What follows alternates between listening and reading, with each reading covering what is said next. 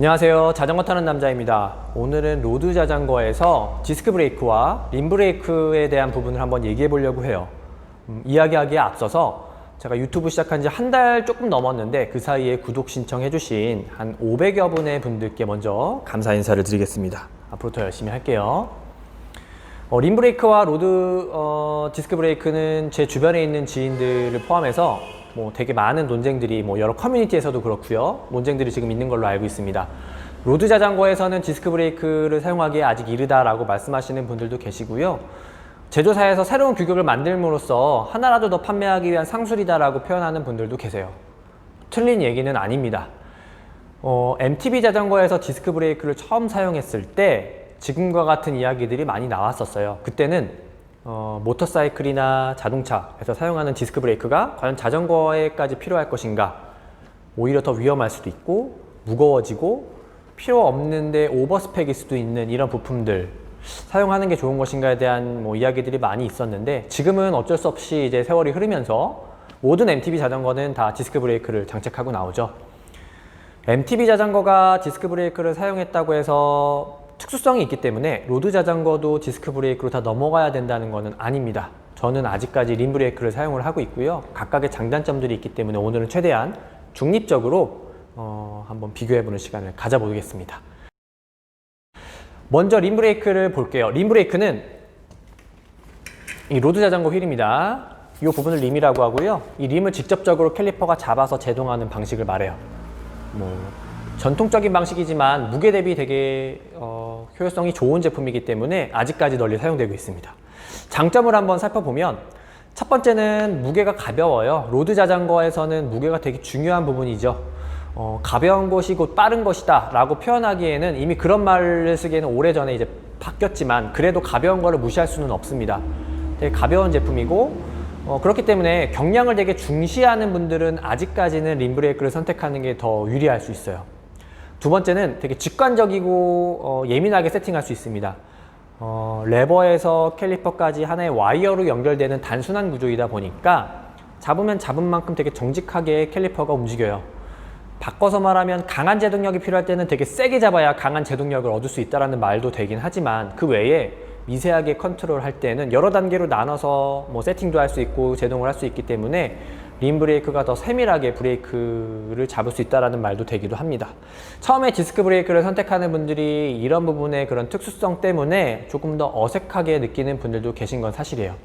더 예민하게 브레이크를 잡을 수 있는 것도 림 브레이크의 그런 장점 중에 하나죠.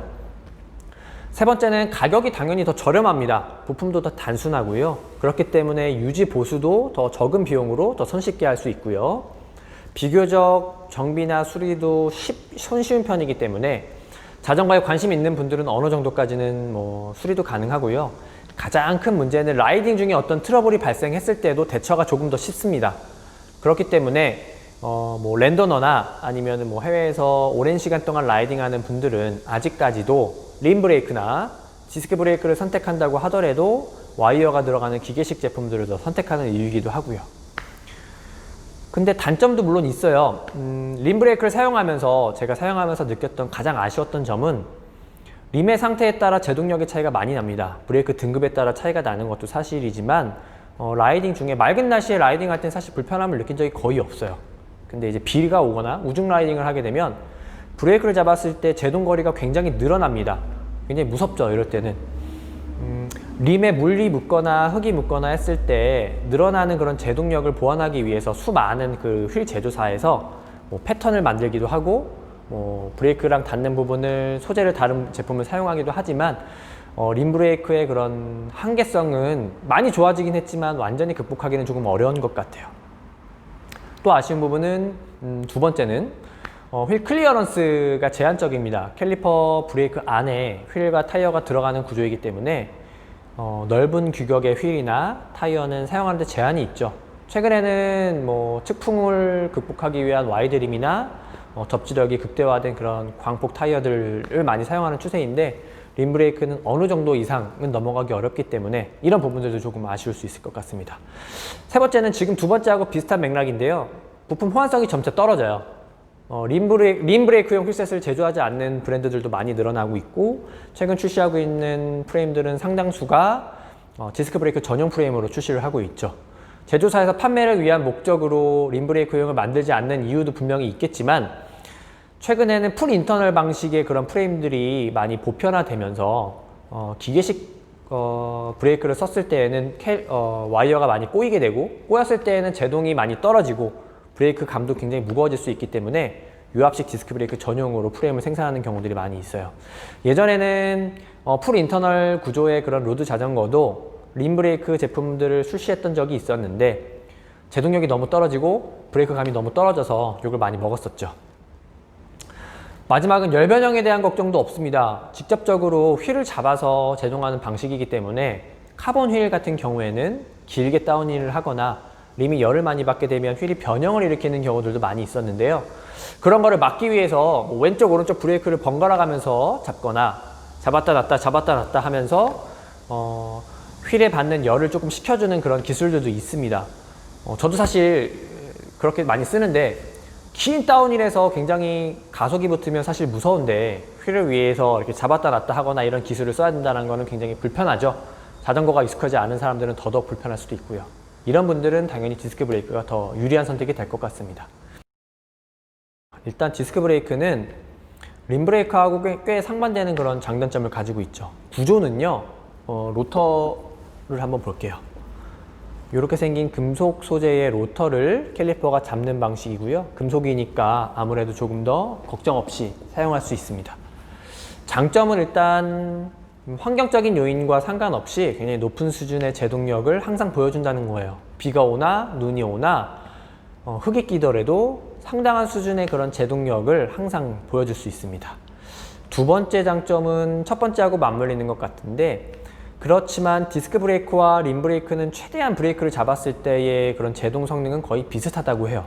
근데 작은 힘, 적당한 힘으로 브레이크를 잡았을 때의 그런 느껴지는 제동력의 차이는 굉장히 큽니다. 저는 손이 되게 작은 편이고, 저보다 손이 더 작은 여성분들이 사용할 때 이런 부분들은 분명히 체감상 성능의 차이가 많이 느껴질 수 있는 부분인데요.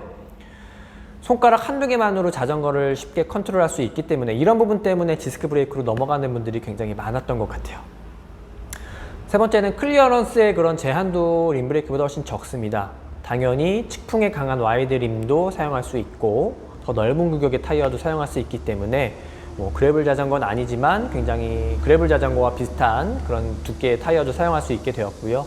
접지력이 더 높은 타이어들도 언제든지 마음만 먹으면 쉽게 교체해서 사용을 할 수 있게 되었죠. 열 변형에 대한 걱정도 없습니다. 림 브레이크는 오랜 시간 열을 받으면 림의 열 변형이 일어나게 되고, 열 변형이 일어났을 때 림을 교체하게 될 때에는 고가의 휠일수록 림도 굉장히 가격이 높기 때문에 비용적인 부분이나 아니면 림을 교체할 때에는 휠을 다 분해했다가 다시 조립해야 되기 때문에 시간적인 부분에서도 굉장히 손해보는 경우들이 많았죠. 디스크 브레이크는 열 변형이 일어나기도 쉽지 않고, 로터는 소모품이지만 로터를 교체했을 때는 휠을 분해할 필요 없이 로터만 교체하면 되고, 비용적인 부분도 훨씬 더 림에 비해 많이 저렴하기 때문에 언제든지 마음만 먹으면 교체해서 사용할 수 있다는 그런 장점이 있습니다. 당연히 열 변형에 대한 스트레스는 받지 않아도 되겠죠. 근데 단점도 있어요. 디스크 브레이크의 단점은 첫 번째는 가격이 비싸죠. 림 브레이크보다 더 구조도 복잡하고요. 가격이 비싸기 때문에 꼭 필요한 부분에 대한 투자는 얼마든지 할 수 있는데, 동호인 입장에서 이게 얼마나 좋은지 나쁜지 확신이 서지 않은 입장에서는 부담이 될 수밖에 없는 부분인 것 같습니다. 두 번째는 무게가 조금 더 무겁죠. 무게가 무겁다는 거는 브레이크 자체의 무게도 있지만 디스크 브레이크와 호환되는 부품의 무게들은 다 조금씩 더 무겁습니다. 예를 들어서 허브의 무게도 조금 더 올라가고요. 휠이 비틀어지는 걸 방지하기 위해서 스포크의 개수도 더 많아질 수밖에 없고요. 그렇기 때문에 휠 자체의 무게도 더 올라갈 수밖에 없습니다.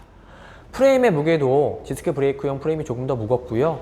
그렇기 때문에 최근에 출시하고 있는 에소스 타막 SL7 같은 경우에 완성차 무게가 6.8kg로 굉장히 경량이라고 하지만 림 브레이크 완성차 무게치고는 가벼운 무게는 아니죠. 림 브레이크용 같은 경우에는 한 5kg대까지는 들어가야 경량이라고 표현을 했으니까요. 디스크 브레이크용 완성차가 많이 가벼워지긴 했지만 아직까지는 림브레이크용과 격차가 있는 건 사실입니다. 세 번째는 부품 가격이 조금 더 높기 때문에 유지 보수에 대한 그런 부담이 좀 더 올라가는 것도 사실이고요. 일반 분들이 직접 자가로 수리하기에는 아무래도 좀 무리가 따른다는 점이에요. 이런 부분들은 라이딩 중에 혹시라도 트러블이 발생하게 되면 그 즉시 라이딩을 중지해야 되기 때문에 랜도너 분들이나 투어를 즐기시는 분들한테는 굉장히 마이너스가 될 수 있는 부분이에요. 그래서 그런 분들은 아직까지도 림브레이크나 디스크 브레이크를 사용하더라도 기계식 브레이크를 더 선호하는 것 같습니다. 네 번째는 소음에 대한 부분이에요. 소음은 일시적으로 특수한 약품을 이용해서 세척을 하거나 관리를 좀 하게 되면 일시적으로 소음을 잡을 수는 있지만 그래도 구조상 어느 정도는 감수해야 되는 부분인 것 같아요. 소리가 비정상적으로 크게 됐을 경우에는 당연히 브레이크 자체에 문제가 있는 거지만 컨디션이 좋은 제품이라고 하더라도 어느 정도는 소음이 발생될 수밖에 없는 것 같습니다. 소음에 예민하신 분들이라면 역시 디스크 브레이크보다는 림 브레이크를 더 사용하시는 게 더 유리한 것 같아요. 디스크 브레이크와 림 브레이크에 대해서 잠시 비교해 봤는데요. 어떤 게 더 좋고 어떤 게 더 나한테 유리한가에 대한 답은 내리기가 좀 어려운 것 같아요. 지금 당장 자전거를 선택하는 분들이라면 당연히 림 브레이크보다는 디스크 브레이크 쪽으로 넘어갈 수밖에 없습니다. 림 브레이크용 제품들은 만들지도 않고 만약에 선택할 수 있는 그런 제품이라고 하더라도 앞으로의 시장 상황을 본다면 당연히 디스크 브레이크 쪽을 선택하는 게 더 맞을 것 같아요. 근데 문제는 저처럼 지금 림 브레이크용 자전거를 잘 타고 있는 사람들이 디스크 브레이크용 부품으로 넘어가거나 디스크 브레이크용 자전거로 기변을 해야 되는가에 대한 문제일 텐데 지금 디스크 브레이크는 굉장히 빨리 발전하고 있는 과도기이고요. 만약에 디스크 브레이크 쪽으로 넘어가길 희망하는 분들이라면 지금보다는 한 1, 2년 정도 더 시간이 지난 이후에 디스크 브레이크가 조금 더 완성도가 높아진 이후에 제품을 선택하는 것들도 좋을 것 같습니다. 하지만 그때는 지금 사용하고 있는 림 브레이크용 부품 가격이 중고 가격이 또 많이 하락할 수 있는 여지도 있기 때문에 그런 부분들 잘 고려해서 선택을 하시는 게 좋겠네요. 답은 없는 것 같습니다. 네, 오늘은 여기까지 할게요. 감사합니다.